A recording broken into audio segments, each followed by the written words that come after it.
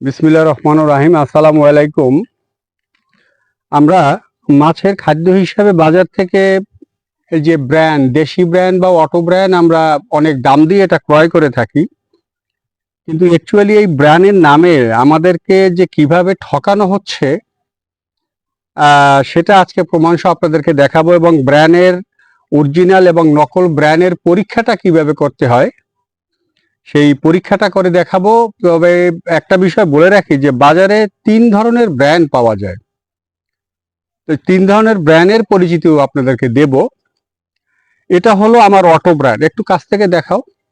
এটা হলো আমার অটো ব্র্যান্ড, অনেক দাম দিয়ে এটা কেনা, কিন্তু আমি একটু নাড়া দিই, আপনারা দেখেন। এই যে উপরে এটা কি চলে আসছে, শুধু ধানের খোসাই এখানে না, উপরের খোসাটাই না, এখানে অন্য আরো কিছু উপাদান এখানে আছে। তো সাধারণত আমি একটু এই পরীক্ষাটা করে দেখানোর আগে আপনাদেরকে একটু বিষয়টা আমি বলে রাখি যে ৩ ধরনের ব্র্যান্ড আপনারা কিভাবে চিনবেন। এখানে ব্র্যান্ড ৩ ধরনের হয় এভাবে। অটো ব্র্যান্ড সেটা হলো অটো রাইস মিলে যে ব্র্যান্ডটা করা হয়, এটাকে যখন ধানটা সিদ্ধ শুকানোর পরে যখন মেশিনে দেয়া হয়, প্রথম পর্যায়ে ধানের উপরের যে খোসাটা, এই খোসাটাকে ছাড়াই নেওয়া হয়, কারণ এটার ভিতরে কোনো রকম কোনো প্রোটিন বা কোনো পুষ্টি পদার্থ টোটালি থাকে না। এই খোসাটা ছাড়ানোর পরে দেখবেন যে চালের সাথে বাদামি বর্ণের একটা আঠালো পদার্থ, মানে তেল তেলে একটা পদার্থের মতো লেগে থাকে, যেটাকেই বলা হয় ব্র্যান বা কুড়ো। তো দ্বিতীয়বার যখন ওইটাকে এই চালটাকে চেঁচে আপনার ওটা বের করা হয়, সেটা হয় অটো ব্র্যান।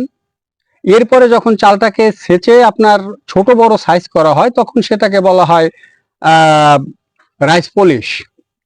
যাই হোক, ওই যে ব্র্যান্ডটা, অটো ব্র্যান্ডটা, ওটা একজ ব্র্যান্ড থাকে। এটার সাথে পাওয়া যায় হলো 14% প্রোটিন। আর আমাদের দেশি যে ব্র্যান্ডটা থাকে, দেশি এই যে ছোট মিলে যে ধানটা মারাই করা হয়, ভাঙানো হয়, এখানে আমরা প্রোটিনের পরিমাণটা পেয়ে থাকি 8 থেকে 10। এই যে এই ব্যবধানটার কারণ হলো, আমরা যখন ধান প্রথমবার এই মেশিনে আমরা দেই, আমাদের এই ছোট মেশিনে যখন দেই, তখন দেখা যায় আপনার 90% ধানের উপরের খোসাটা চলে যায়, 10% ধানের খোসাটা থাকে। এই ব্র্যান্ডটা, দেশি ব্র্যান্ডটা, আমরা যদি এই প্রথমবার যে প্রথম ছাটির পরে যে অংশটা বের হয়, সিল্কাটা বের হয়, এই সিল্কাটাকে যদি আমরা সরাই ফেলি, তার পরের বার দ্বিতীয়বার যে অংশটা বের হয়, সেটা হলো দেশি ব্র্যান্ড। এতে 8 থেকে 10% প্রোটিন থাকে। তার কারণ হলো, কারণ ওই যে বললাম যে 10% ধানের খোসা ছাড়ানো হয় না, থেকে যায়, এজন্য এটা প্রোটিনের পরিমাণ কম। কিন্তু প্রত্যেকটা ব্র্যান্ডই বেশ কিছু পরিমাণে তেল থাকে। তা আমিষের সাথে আমাদের তো তেলেরও দরকার হয়, এই জন্য ব্র্যান্ড দিয়ে আমরা এই দুটো ঘাটতিই পূরণ করতে পারি। কিন্তু বর্তমান বাজারে আপনি আর একটা ব্র্যান্ড দেখবেন, যেই ব্র্যান্ডটা হলো আপনার এই যে দেশি যে মেলির যে ব্র্যান্ডটা, এই ব্র্যান্ড সাথে আপনার এই যে সমিলে যে গাছটাকে কাটার পরে যে গুঁড়াটা বের হয়, এই গুঁড়াটা এর সাথে মিক্স করে আপনার আটার মিলে বা ময়দার মিলে এটাকে দলাই পেশাই করে একদম মিহি করে ফেলা হয়। কিন্তু সেটা বোঝা যাবে। আপনার একটা এক্সাম্পল হিসেবে বলা যায় যে এই যে আটা, আপনি যখন প্রসেসড আটা যখন কিনবেন, অর্থাৎ প্যাকেটজাত আটা, সেই আটাটা যখন আপনি হাতে নিবেন, তখন দেখা যায় যেটা খুব মিহি এবং তেল তেলে, কোনো আঁশ এতে বাঁধে না। ঠিক অরিজিনাল ব্র্যান্ডটাও যখন আপনি হাতে নিবেন, তখন এরকম খুব মিহি এবং তেল তেলে অনুভব হবে, এটা কোনো অংশ হাতে বাঁধবে না। আবার আমরা যখন এই যে সিল্কা সহ গম যখন আমরা নিজেরা খাওয়ার জন্য মিল থেকে ভাঙাই নিয়ে আসি, তখন সেটা কিন্তু একদম মিহি থাকে না, একটু খসখসে ভাব এটার ভিতর থাকে, হাতে বাজে। দেশি ব্র্যান্ডটা হলো এরকম। তো প্রসেসড আটার কোয়ালিটি আর প্যাকেটজাত আটার কোয়ালিটি এবং যে অটো ব্র্যান্ডের কোয়ালিটি একই হয়, কিন্তু আপনি এটা বুঝবেন কিভাবে? আমরা তো অনেক টাকা খরচা করে তারপরে নিয়ে আসি। এই যে আমার এই ব্র্যান্ডটা আপনাকে দেখালাম, যে এর উপরে যথেষ্ট পরিমাণে এই যে ধানের উপরে যে খোসাটা, এই জায়গায় প্রচুর পরিমাণে ধানের খোসা এখানে রয়েছে। এটা গেল একটা পদ্ধতি, যে আপনি হাতে নিয়ে এটা অনুভব করতে পারবেন, একদম তেল তেলে থাকবে, খসখসে থাকবে না। এখন এটা পরীক্ষা করার জন্য আমরা এই যে একটা গ্লাসে একটু পানি নিলাম, এর ভিতরে এটাকে আমরা একত্রিত করে ফেলি। এই যে আমরা কিছুটা পরিমাণে কুড়া বা ব্র্যান্ড, আমরা অটো ব্র্যান্ড, এটা অটো ব্র্যান্ড, কিন্তু আমি অনেক টাকা দিয়ে আমি অটো ব্র্যান্ডটা কিনেছি।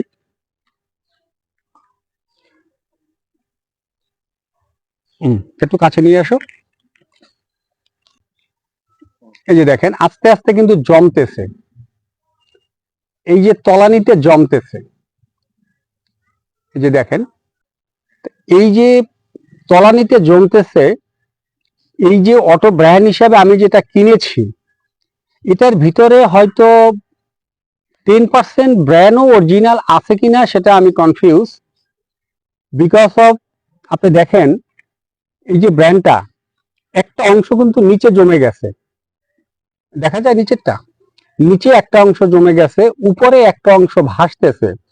অর্থাৎ এই যে কাঠের গুঁড়ো এবং এই যে তুষ, মানে ধানের উপরে যে সিল্কাটা, যেটার ভিতরে কোনো প্রোটিন বা ভিটামিনস মিনারেলস থাকে না, কিন্তু এটা পুকুরে দিলে আমাদের পুকুরে প্রাকৃতিক পরিবেশ এটা পচে নষ্ট হয়। এটা যেটা একটু মিহি হয়ে গেছে, গুঁড়ো হয়েছে, সেটা কিন্তু হালকা কিছু ব্র্যান্ডের সাথে নিচে জমেছে, এবং যে ছিলকাটা একটু বড় সেটা কিন্তু উপরে ভেসে আছে, সেটা নিচে জমেনি। এবং এই যে মাঝখানে যে পানিটা একটু ঘোলা ঘোলা দেখা যাচ্ছে, এটার ভিতরে আছে হলো অরিজিনাল ব্র্যান্ডটা। কারণ এই যে ব্র্যান্ডটা যদি আপনি তলানিতে পানিতে জমাতে যান, তাহলে বেশ কয়েক ঘন্টা সময় আপনার লাগবে। এটা অনেক সময় বসে পানিতে গুললে পরে অনেক সময় বসে এটা নিমজ্জিত হবে, এর আগে হবে না। কিন্তু আপনি দেখেন যে আমার উপরে যে ভাসমান যে সিল্কাটা ছিল, সেটা আস্তে আস্তে এই যে নিচে জমতেছে, এই জন্য একটু ঘোলা দেখাচ্ছে, কিন্তু আমার ক্যামেরায় কতটা দেখা যাচ্ছে আমি জানি না। পানিটা অনেকটা সাদা হয়ে যাচ্ছে, অনেকটা সাদাটে, এদিক থেকে দেখা যাচ্ছে যে পানিটা অনেকটা সাদাটে হয়ে যাচ্ছে।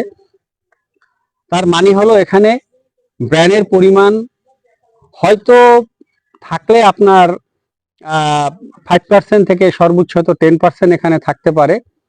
এখন হিসেবটা হলো যে আপনি যদি অটো ব্র্যান্ড কিনেন, তাহলে আপনি সেখানে প্রোটিনের হিসাব করবেন 14, দেশি ব্র্যান্ড কিনলে 8 থেকে 10। এখন আপনি যে মাছের জন্য খাদ্যটা তৈরি করছেন, সে খাদ্য তো আপনি অন্যান্য উপাদানের সাথে এর প্রোটিন পার্সেন্টেজটা ধরে আপনি হিসাবটা করছেন। কিন্তু যখন আপনি এই ব্র্যান্ডে সেটা পাচ্ছেন না, তখন কিন্তু আপনার প্রোটিনের টোটাল যে প্রোটিনটা পার্সেন্টেজটা, সেখানে আপনার ঘাটতি হয়ে যাচ্ছে।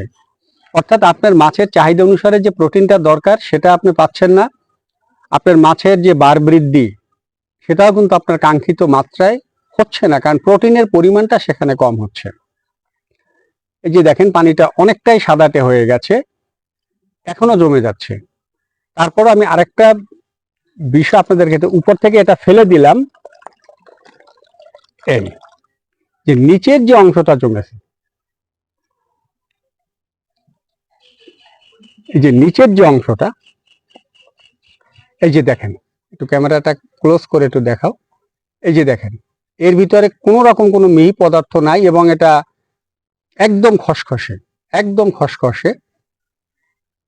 তো 5% বা 10% হয়তো এর ভিতরে ব্র্যান্ড আছে। অর্থাৎ আমি যে 14% প্রোটিন হিসাব করে যে আমি ব্র্যান্ডটা আমার খাদ্যে মিক্স করেছি, আমি কিন্তু সেখানে হয়তো পাচ্ছি 1 কি 2। তার মানে আমার টোটাল প্রোটিন পার্সেন্টেজে অনেকটা ঘাটতি কিন্তু এখানে হয়ে যাচ্ছে। তো এজন্য আপনারা যখন ব্র্যান্ডটা নিবেন, ব্র্যান্ড নিলে সে পরীক্ষাটা হলো ঠিক এভাবেই। এবং আপনারা যদি নর্মালি হাতে এরকম ব্র্যান্ডটা ধরে আপনারা একটু ডলা দেন, তাহলে ওরকম একটু মিহি এবং তেল তেলে, মানে কোনো খসখসে ভাব সেখানে থাকবে না। তো এই 3টা ভাবেই অ্যাকচুয়ালি অরিজিনাল ব্র্যান্ডটা পরীক্ষা করা যায়। এভাবে আপনারা পরীক্ষা করে বাজার থেকে যখন কিনবেন তখন ব্র্যান্ডটা হাতে ধরে তারপরে আপনারা ঠিক পার্সেন্টেজটা নিজেরা অনুভব করবেন, যেখানে কত পার্সেন্ট ব্র্যান্ড থাকতে পারে এবং কত কত পার্সেন্ট এই যে উপরের যে খোসাটা, এটা আমাদের বরিশালের আঞ্চলিক ভাষায় বলা হয় তুষ, যে এটা কি পরিমাণ আছে এটা হিসাব করে আপনারা কিনবেন, এবং কাঠের গুঁড়া সেখানে কি পরিমাণ আছে। যার জন্য আমি মনে করি যে আপনারা যদি অরিজিনাল অটো রাইস মিল থেকে যদি অটো ব্র্যান্ডটা কিনতে পারেন, একদম মিল থেকে সরাসরি নিতে পারেন, বা মিলের যে ডিলার আছে ডিলার থেকে নিতে পারেন, তাহলে সেটা ঠিক আছে, সেখান থেকে নিতে পারেন। আর বাইরে থেকে কিনলে আপনার দেশি ব্র্যান্ড যেটা, সেটা নেওয়াটাই সবচেয়ে ভালো। তো দেশি ব্র্যান্ডটায় 8 থেকে 10 এটার প্রোটিন পার্সেন্টেজটা আপনি চাইলে একটু বাড়াতে পারেন। সেটার পদ্ধতি হলো, দেশি ব্র্যান্ডটা কেনার পরে আমাদের দেশে আমরা এই যে পোলাও খাওয়ার জন্য যে চালটা ব্যবহার করি, চিনি গুঁড়া চাল, শাক্কর চাল, এই চালটা যে চালনি দিয়ে পোষা হয়, করা হয়, ঝাড়পোষ করা হয়, যদি ওই চালনি দিয়ে দেশি ব্র্যান্ডটাকে একটু আপনি চাললে পরে দেখা যাবে ওখান থেকে আপনার 60% এই যে খোসার অংশ, যেটা কোনো কাজে লাগে না, তুষের অংশ, সেটা উপরে থেকে যাবে আর বাকিটা নিচে পড়ে যাবে। এভাবে হয়তো প্রোটিন পার্সেন্টেজটা আমরা দেশি ব্র্যান্ড কিনে আমরা সেটা পেতে পারি আর কি, প্রোটিন পার্সেন্টেজটা বেশি পেতে পারি। তো আজ এতটুকু তথ্যপাত্রই ছিল, যেন আমার চাষি বন্ধুরা যাতে না ঠকে, এই তথ্য উপাত্তটুকু আপনাদেরকে দেওয়ার ছিল। তো আজ এ পর্যন্তই, আপনাদের সাথে আবার দেখা হবে অন্য কোনো পর্বে অন্য কোনো বিষয়। সে পর্যন্ত সবাই ভালো থাকবেন, সুস্থ থাকবেন, নিরাপদ থাকবেন। Safety first. আল্লাহ হাফিজ।